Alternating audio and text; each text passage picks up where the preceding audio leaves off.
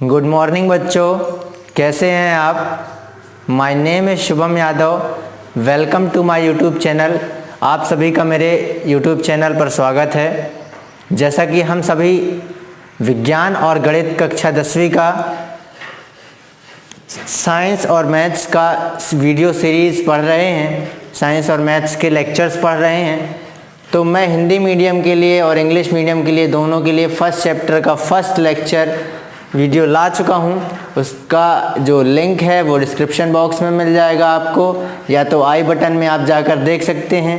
तो यदि आप इंग्लिश मीडियम के बच्चे हैं तो लेक्चर 1 आ चुका है, उसको जाकर देख लें। यदि आप हिंदी मीडियम के हैं तो उसका लेक्चर भी आ चुका है, पहला लेक्चर, उसको भी आप जाके देख सकते हैं। आज मैं पढ़ाने जा रहा हूँ हिंदी मीडियम वालों के लिए लेक्चर नंबर 2, जिसमें हम पढ़ेंगे आज कि रासायनिक समीकरण संतुलित कैसे करते हैं। पिछले लेक्चर में हमने पढ़ा था, क्या क्या पढ़ा था पिछले लेक्चर में हमने पढ़ा था रासायनिक अभिक्रिया क्या होती है, ठीक है, रासायनिक समीकरण संतुलन क्या होता है, उसका संतुलन का महत्व क्या होता है, और आज हम पढ़ेंगे संतुलित रासायनिक समीकरण, ठीक है ना, या संतुलित रासायनिक समीकरण को कैसे संतुलित करें, ठीक है। संतुलित रासायनिक समीकरण के बारे में पढ़ेंगे और इसका संतुलन करना सीखेंगे, समीकरणों को संतुलित करना सीखेंगे। संतुलित रासायनिक समीकरण। तो साइड हेडिंग आज डाल लें, लेक्चर नंबर 2, संतुलित रासायनिक समीकरण, ठीक है। तो पहले मैं इसके बारे में बता दूं, फिर हम इसकी प्रक्रिया सीखेंगे कि समीकरण को कैसे संतुलित करते हैं, ठीक है। तो संतुलित रासायनिक समीकरण क्या है बेटा, जिसमें दोनों पक्ष संतुलित हो। जैसे मैं उदाहरण दे दूं, मैंने लास्ट लेक्चर में भी बताया था, उदाहरण जैसे मैं दे दूं NaCl + H2O, इस तरफ जाके बनता है NaOH + HCl, है ना। नमक, पानी, सोडियम हाइड्रोक्साइड, हाइड्रोक्लोरिक अम्ल, ऐसे भी लिख सकते हो तुम लोग। तो देखो इसमें मैंने बताया था लास्ट लेक्चर में कि इनका संतुलन क्या है, हम संख्या से भी संतुलित कर सकते हैं, और इनका संतुलन का महत्व का मतलब क्या है, इनका द्रव्यमान संतुलित होना चाहिए, है ना। तो देखो यहाँ पे सोडियम कितना है, Na कितना है, इस पक्ष में 1 है, और इस पक्ष में कितना है, 1 है।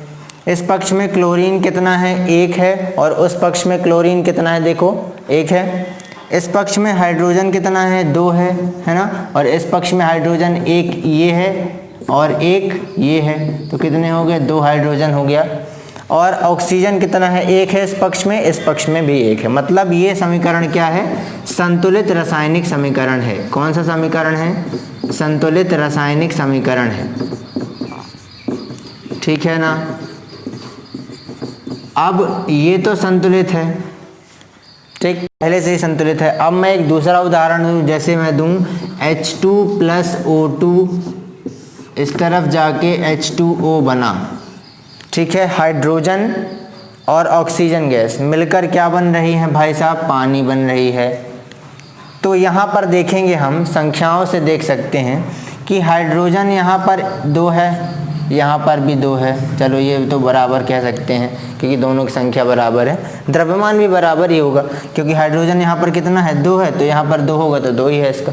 लेकिन ऑक्सीजन यहाँ पर 2 है और वहाँ पर ऑक्सीजन की संख्या कितनी है, 1 है। क्या ये बराबर हैं, नहीं। तो हम क्या करेंगे, इस समीकरण को क्या करेंगे, संतुलित करेंगे, और यही आज मेन हमारा टॉपिक रहेगा कि इसका संतुलन कैसे किया जाता है, समीकरण का संतुलन कैसे किया जाता है। तो साइड हेडिंग डाल लें बेटा कि रासायनिक समीकरण संतुलित कैसे करते हैं। और ये बहुत ही इम्पोर्टेंट टॉपिक है, बोर्ड्स में इनके क्वेश्चंस आते हैं, संतुलन करने के लिए समीकरण आते हैं कि कभी कभी तो 4 नंबर में चारों समीकरण आ जाते हैं, और आगे चल के हम जो इस चैप्टर्स पढ़ने वाले हैं अम्ल क्षार, इन सब में भी बहुत काम आने वाला है, ठीक है। तो संतुलन बहुत ही ज़रूरी है, आगे की क्लासों में हम पढ़ेंगे संतुलित रासायनिक समीकरण, बहुत ही महत्व है इसका, ठीक है। तो संतुलित रासायनिक समीकरण संतुलित कैसे करें, साइड हेडिंग डाल लें रासायनिक समीकरण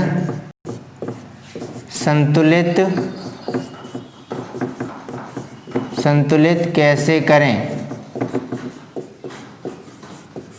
बहुत ही इम्पोर्टेंट टॉपिक है इस चैप्टर का ये, कि ये संतुलन कैसे करें। बहुत सारे बच्चों को इसमें कन्फ्यूज़न रहती है, आज वो क्लियर हो जाएगी। ठीक है, तो सबसे पहले मैं एक उदाहरण ले लेता हूँ जो संतुलन में नहीं है समीकरण उसका।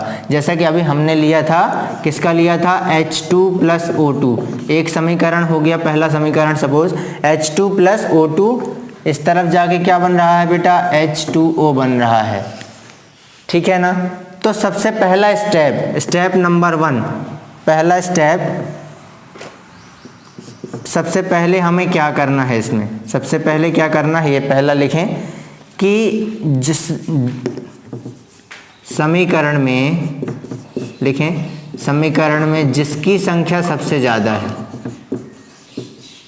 जिसकी संख्या दोनों पक्ष में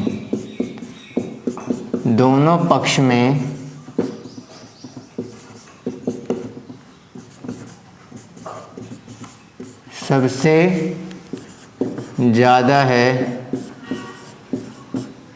उससे बराबर करें।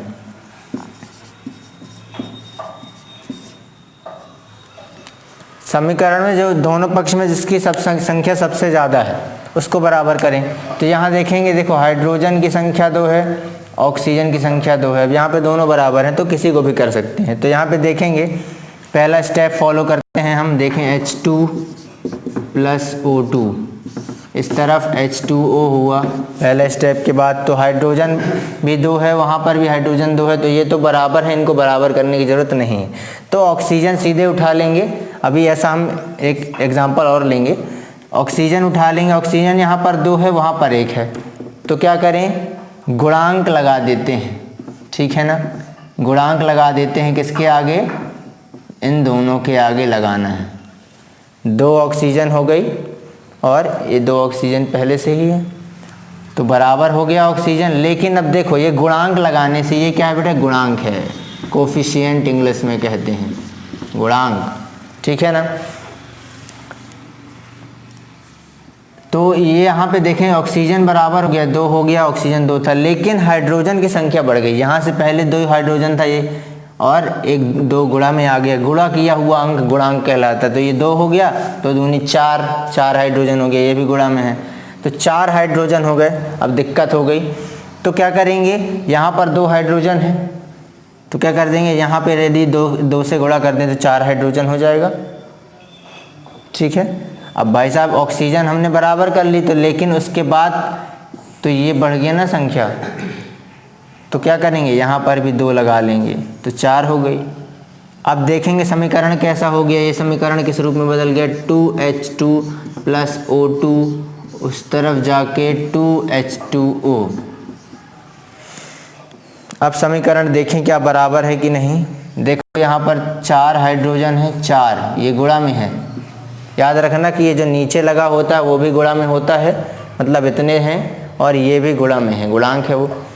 ठीक है ना, इसका भी है ये अंक और इसका भी है ये अंक। जो आगे लगा है वो दोनों का अंक होता है। कंफ्यूज नहीं होंगे कि केवल हाइड्रोजन के लिए है गुणांक, इसको लिख सकते हैं हैशटैग लगा के, गुणांक दोनों, गुणांक सभी तत्वों के लिए होता है।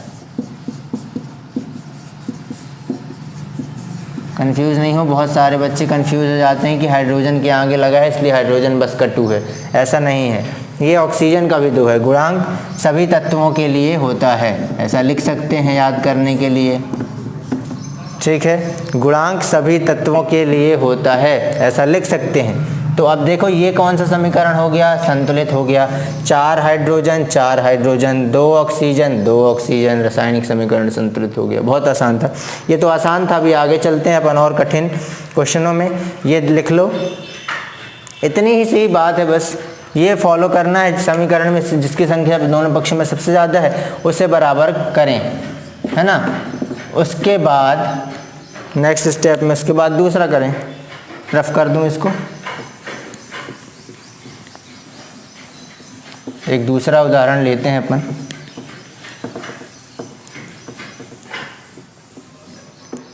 एक उदाहरण ले लेते हैं। जैसे लिखा हुआ है Fe प्लस H2O। Fe क्या है? लोहा है। इस तरफ जाके Fe3O4 प्लस H2,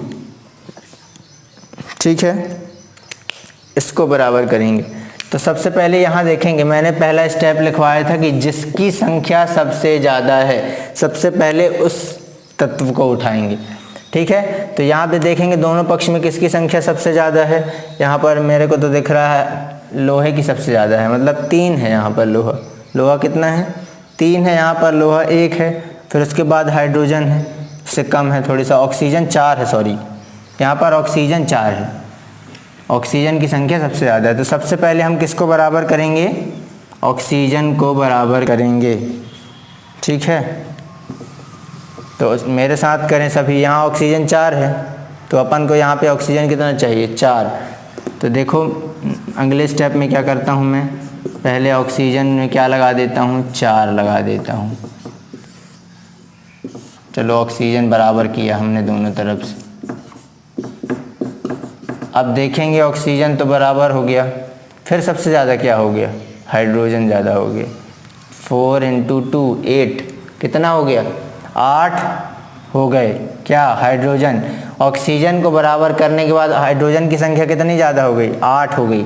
अब देखो यहाँ पे 4 गुणा किए ऑक्सीजन को बराबर करने के लिए, तो हाइड्रोजन कितना हो गया? 8 हो गया। अब इसको, ये सबसे ज़्यादा है तो अब इसको बराबर करेंगे। तो 8 हाइड्रोजन यहाँ है और यहाँ कितना हाइड्रोजन है? 2 है। तो क्या करेंगे? यहाँ हम 4 का गुणा कर सकते हैं। तो अगले स्टेप में क्या करेंगे? नेक्स्ट स्टेप में क्या करेंगे? वैसे तो एक साथ ही कर देना, मैं आपको समझाने के लिए स्टेप बाय स्टेप बता रहा हूँ। तो यहाँ पे क्या हो गया था? 4H2O हो गया इस तरफ, और इस तरफ क्या था? वैसे ही अभी तो है ना। और यहाँ पे हम क्या करेंगे? 2 था तो यहाँ से 4 में गुणा कर देंगे तो 8 हाइड्रोजन हो गए, ठीक है। यहाँ भी 8 हाइड्रोजन, वहाँ भी 8 हाइड्रोजन, यहाँ 4 ऑक्सीजन, यहाँ 4 ऑक्सीजन। अब बचा क्या बराबर करने के लिए? लोहा, आयरन, है ना। तो थर्ड स्टेप में हम क्या कर देंगे? यहाँ 3 है लोहा और यहाँ पर 1 है तो 3 से गुणा कर देंगे, मतलब 3 का गुणांक लगा देंगे आगे। 3 क्या कर देंगे? गुणांक लगा देंगे। तो इस तरीके से बड़े ही आसानी से हमारा समीकरण क्या हो गया? संतुलित हो गया। नहीं हो गया? 3 लोहा 4 ऑक्सीजन 8 हाइड्रोजन 8 हाइड्रोजन, नहीं हो गया संतुलित हो गया। कठिन लग रहा है? कोई बात नहीं, अभी और बहुत सारे इसमें सवाल करने हैं हमको। ये लिख लें। अगला एग्जाम्पल लिखें, अगला उदाहरण लिखें। CO प्लस H2 इस तरफ जाके CH3OH। CO plus H2 CH3OH। देखेंगे यहाँ पर कार्बन मोनोऑक्साइड कहते हैं इसको, CO को। कार्बन, ये धीरे धीरे नाम भी याद करते चलें। मोनो ऑक्साइड, कार्बन मोनोऑक्साइड कहते हैं इसको। हाइड्रोजन गैस कहते हैं क्योंकि हाइड्रोजन क्या है? द्विपरमाणु है, द्विपरमाणविक है, ठीक है। इंग्लिश में इसको डाई एटॉमिक कहते हैं, द्विपरमाणविक।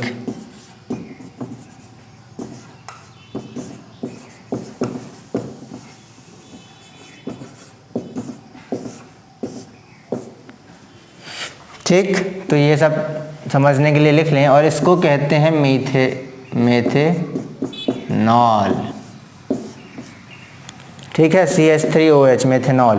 तो इनके नाम भी लिखते चलें। अब हम इसको क्या करेंगे? बराबर करेंगे। तो पहले मैं इनको लिख लो तो ये रफ कर दूं, ये नाम भी पता होते जाएंगे तो आगे हमारे लिए प्रॉफिट है। तो क्या था? CO प्लस H2O इस तरफ जाके CH3OH, ठीक है, सॉरी CHH2। देखेंगे कि यहाँ पर देखो हाइड्रोजन की संख्या गिनो बाएं पक्ष में, सॉरी दाएं पक्ष में। 3 1 4 है, यहाँ पे हाइड्रोजन 2 है, सबसे ज़्यादा तो यही दिख रहा है मेरे को, क्योंकि फर्स्ट स्टेप क्या मैंने बताया था, जो सबसे ज़्यादा हो सबसे पहले इसको बराबर करेंगे। तो 4 हाइड्रोजन है यहाँ पर हाइड्रोजन की संख्या कितनी है, 2 है। तो क्या करें, 2 दूनी 4 कर देते हैं आसानी से, इधर गुणांक लगा दें 2। पहला स्टेप क्या कर लिया हमने, इधर गुणांक लगा दिया, 4 हाइड्रोजन हो गए, वहाँ पे भी 4 हाइड्रोजन थे। ऑक्सीजन वहाँ पर कितना है, 1 है, यहाँ पर ऑक्सीजन कितना है, 1 है। कार्बन कितना है, 1 है। कार्बन कितना है, 1 है, हो गया बराबर CO+2H2, इस तरफ जाके CH3OH, संतुलित रासायनिक समीकरण। और भी उदाहरण लिखें,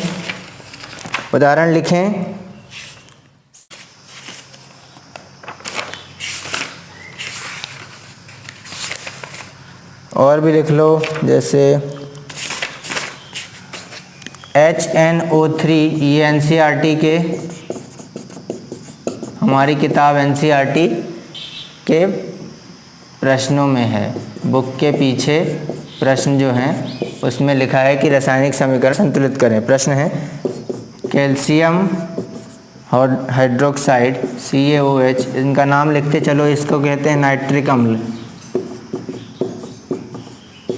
नाइट्रिक अम्ल,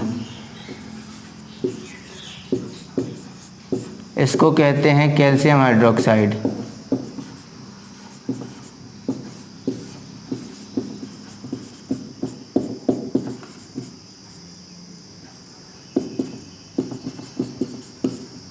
ठीक है, इस तरफ जाके बना रहा, वो कह रहा है कैल्शियम नाइट्रेट, कैल्शियम नाइट्रेट, इसको कैल्शियम नाइट्रेट कहते हैं, लिख लो कैल्शियम नाइट्रेट। ठीक है, प्लस क्या बना रहा, H2O बना रहा। ठीक है, इसको लिख लो, फिर मैं आगे बैलेंस करता हूँ। तो ये लिख लिया सभी ने।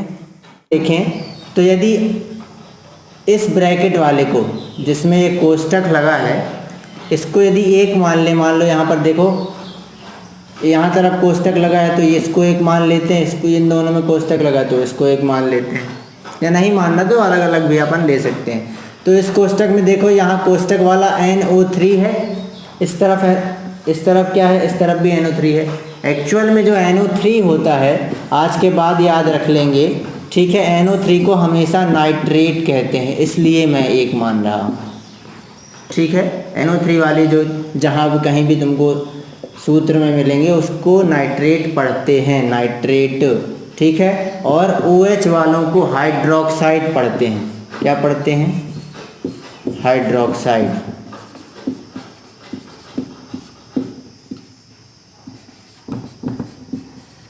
इसलिए मैं इसको भी 1 मान लेता हूँ, हाइड्रोक्साइड।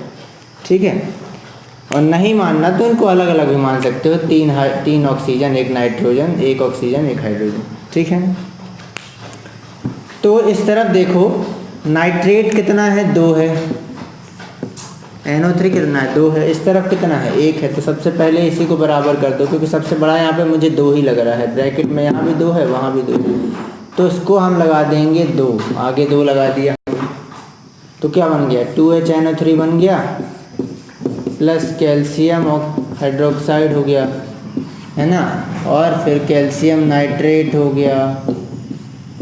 ठीक है, प्लस H2O हो गया। यहाँ तक समझ में आ गया। अब देखो हाइड्रोजन गिनना है, हाइड्रोजन बेटा यहाँ पर 2 हो गए हाइड्रोजन, वहाँ पर भी कितना है, 2 2 4। ठीक है, कितना है यहाँ पे हाइड्रोजन, यदि अलग अलग गिनूँ मैं तो हाइड्रोजन की संख्या कितनी हो गई, 2 2 4। यहाँ पर हाइड्रोजन की संख्या कितनी है, केवल 2, तो 2 आगे यहाँ पे लगा देते हैं, तो हाइड्रोजन की संख्या कितनी हो जाएगी, 4 हो जाएगी। समझ में आया सभी को। तो अगला स्टेप क्या हो जाएगा, ये सेकंड स्टेप था, ये फर्स्ट स्टेप था, ये सेकंड स्टेप, इसमें हमने उसमें 2 लगाया। इसके बाद बना क्या, 2HNO3 बना, प्लस कैल्शियम हाइड्रोक्साइड बना। ठीक है, तो इस तरफ क्या था, कैल्शियम नाइट्रेट था, और इस तरफ 2H2O बन गया। यहाँ पर 2 लगाने के बाद कुछ इस तरीके से समीकरण बन गया, ये वाला। ठीक, इसके बाद गिनेंगे, इसके बाद देखो हाइड्रोजन की संख्या देखो, 2 2 4 4 हाइड्रोजन, नाइट्रेट की संख्या 1, मतलब 2 नाइट्रेट और 2 नाइट्रेट। अब केवल बचा ऑक्सीजन, अलग यदि ऑक्सीजन को अलग गिनूँ 3 दूनी 6, 1 और 6 2 8, 3 दूनी 6 2 8। कैल्शियम की संख्या गिनो, कैल्शियम यहाँ पर 1 और कैल्शियम यहाँ पर भी 1 है। मतलब ये समीकरण क्या हो गया, संतुलित रासायनिक समीकरण हो गया। ये एनसीईआरटी के प्रश्नों का पहला है ये, तो उसका ये संतुलित रासायनिक समीकरण का उत्तर क्या है, ये है संतुलित रासायनिक समीकरण। मतलब इसमें सब बराबर है। देखो पहले स्टेप में हमने क्या किया, फिर से मैं बता देता हूँ। पहले स्टेप में हमने नाइट्रेट को बराबर कर लिया, यहाँ पर 2 था, यहाँ पर नाइट्रेट कितना था, 2 था, तो उसके आगे हमने यहाँ भी नाइट्रेट में 2 लगा दिया, तो नाइट्रेट बराबर हुआ, समीकरण कुछ इस प्रकार से बन गया। दूसरे स्टेप में क्या किया कि हाइड्रोजन की संख्या गिनी अलग अलग। यहाँ पर हाइड्रोजन कितने थे, 2, ठीक है, 2 हाइड्रोजन यहाँ पर हो गए और 2 हाइड्रोजन यहाँ पर, तो 4 हो गए थे। तो हमने यहाँ पर भी हाइड्रोजन की संख्या 4 की, 2 × 2 4 हुआ। तो उसके बाद हमने क्या किया, सबको अलग अलग गिन लिया, हाइड्रोजन को अलग गिन लिया, कैल्शियम को अलग गिन लिया, ऑक्सीजन को अलग गिन लिया। देखो ऑक्सीजन 3 दूनी 6, 3 हाइड्रोजन है यहाँ पर और 2 ये है, तो 2 3 6, ठीक है, और यहाँ पर 2 8, तो 3 दूनी 6 और 2 ऑक्सीजन 8 हो गया। हाइड्रोजन भी कितना हो गया, 4 हो गया। नाइट्रेट की संख्या भी 2 हो गई और कैल्शियम तो पहले से ही 1 1 है, तो उसको बराबर करने की ज़रूरत नहीं है। तो ये है संतुलित रासायनिक समीकरण, ठीक है। इसकी जितनी ज़्यादा प्रैक्टिस करोगे उतना ही ये आएगा आप लोगों से, ठीक है। अलग अलग बुक्स में हमारे दी हुई हैं समीकरण, तो कहीं से भी उठा के हम उसको संतुलित कर सकते हैं। तो अगले चलते हैं किताब में, दूसरा प्रश्न इसी का, एनसीईआरटी का दूसरा प्रश्न जो है, इसको लिख लीजिए, रफ कर देता हूँ। एनसीईआरटी के अगले प्रश्न में चलते हैं बेटा। अगले प्रश्न में है, लिखा हुआ है भाई, क्या कहते हैं, सोडियम नाइट्रेट। सभी ने लिख लिया, ठीक है। इसका क्या नाम है, सोडियम नाइट्रेट। अब देखो मैं बैलेंस सभी कर लो पहले खुद से, ठीक है। तो मैं पहले बताता हूँ। देखो यहाँ पर सबसे ज़्यादा क्या है बेटा, O है ना, सबसे ज़्यादा O है, तो उस तरफ भी O कितना है, O की संख्या 3 है, इस तरफ भी 3 है। N की संख्या, N मतलब नाइट्रोजन, नाइट्रोजन यहाँ पर कितना है, 1 है, यहाँ पर नाइट्रोजन कितना है, 1 है ना। यहाँ पर देखो सिल्वर पे आते हैं, तो सिल्वर, इसको सिल्वर कहते हैं, सिल्वर मतलब चांदी, ठीक है, सिल्वर मतलब चांदी। चांदी की संख्या यहाँ पर कितनी है, 1 है, और यहाँ पर कितनी है, यहाँ पर भी 1 है, ठीक है ना। और यहाँ पर अब क्या बचा, क्लोरीन बचा, तो क्लोरीन की संख्या यहाँ पर 1 है, यहाँ पर भी क्लोरीन की संख्या क्या है, 1 है। सोडियम बचा Na की संख्या यहाँ पर 1 है और यहाँ पर भी 1 है। मतलब ये समीकरण क्या है, पहले से ही संतुलित है। क्या है, पहले से ही संतुलित है। मतलब एनसीईआरटी ने हमको बना दिया बेवकूफ़, मतलब पहले से संतुलित समीकरण है। और ये बोर्ड्स में आ चुका है, बोर्ड्स में ये क्वेश्चन बोर्ड की परीक्षाओं में पूछ चुका है, ठीक है। ऐसे ही आ जाएगा और हम कंफ्यूज हो जाएंगे कि अब क्या बराबर करें, वो तो पहले से ही बराबर है, एनसीईआरटी का क्वेश्चन है। तो सभी ये लिख लें, और इम्पॉर्टेंट है ये, ज़्यादातर बोर्ड में ऐसे ही कंफ्यूजिंग क्वेश्चन पूछे जाते हैं, पहले से ही संतुलित समीकरण दे दिया जाता है संतुलन के लिए। अब उसमें कुछ नहीं करना है, हम ये जो लिखा उसको दोबारा वैसे ही लिखा वैसे लिख देंगे, क्योंकि पहले से ही सब कुछ संतुलित, सबकी संख्याएँ बराबर है, ठीक है। ये पक्ष बराबर, वो पक्ष है, मतलब ये संतुलित है। एक और उदाहरण लेता हूँ मैं, पहले आप उसको खुद से करेंगे, उसके बाद मैं सॉल्व करूँगा, ठीक है। सब लिख लो ये। एक और उदाहरण लेता हूँ मैं, लिखो BaCl2 प्लस H2SO4। ये भी एनसीईआरटी का ही क्वेश्चन है। BaCl2 H2SO4, इस तरफ जाके बन रहा BaSO4 प्लस HCl। क्या बन रहा, BaSO4 प्लस HCl। पहले आप इसको खुद से करके देखें, है ना, वीडियो पॉज कर लें, खुद से करके देखें। हो गया, अब मैं करूं।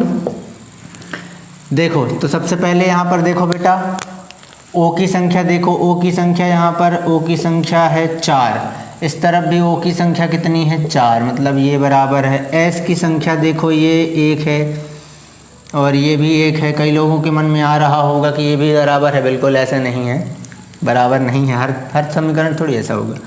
1 है, 1 है, ठीक है। बी ए की संख्या देखो, बी ए की संख्या 1 है, बी ए की संख्या यहाँ पर भी 1 है। लेकिन भाई साहब देखेंगे भाई साहब, क्लोरीन की संख्या यहाँ भाई साहब हो गई 2 और वहाँ पे क्लोरीन की संख्या कितनी है? 1, मतलब क्लोरीन ज़्यादा है। तो क्लोरीन की संख्या को करना पड़ेगा बराबर। तो यहाँ पे क्लोरीन 2 है, तो उधर हम क्या करते थे? गुणांक लगा देते थे। तो 2 गुणांक लगा दिया हमने, 2 गुणांक लगा दिया। अब क्या बचा? क्लोरीन हो गया, सब बराबर है, बी ए बराबर है, ओ बराबर है, एस बराबर है। अब बचा, लास्ट बचा क्या? हाइड्रोजन। तो हाइड्रोजन की संख्या इस पक्ष में कितनी है? 2 है, और उस पक्ष में भी 2 हो गई। मतलब ये समीकरण भी क्या हो गया? संतुलित हो गया। ठीक है, तो लिख लें संतुलित समीकरण का उत्तर क्या हो जाएगा? BaCl2 + H2SO4, ठीक है। इस तरफ जाके BaSO4, ठीक, इनका नाम भी मैं बता दें। तो ये क्या, इसको क्या कहते हैं? बेरियम सल्फेट क्लोराइड कहते हैं। BaCl2 को इनके नाम लिख लो। इसको कहते हैं सल्फ्यूरिक अम्ल, इसको कहते हैं बेरियम सल्फेट, बेरियम सल्फेट, ठीक है, बेरियम सल्फेट। और इसको कहते हैं हाइड्रोक्लोरिक अम्ल, हाइड्रोक्लोरिक। NCERT के क्वेश्चंस और भी आपको लगाने हैं जो बुक्स में दिए हैं पीछे संतुलित करने के लिए।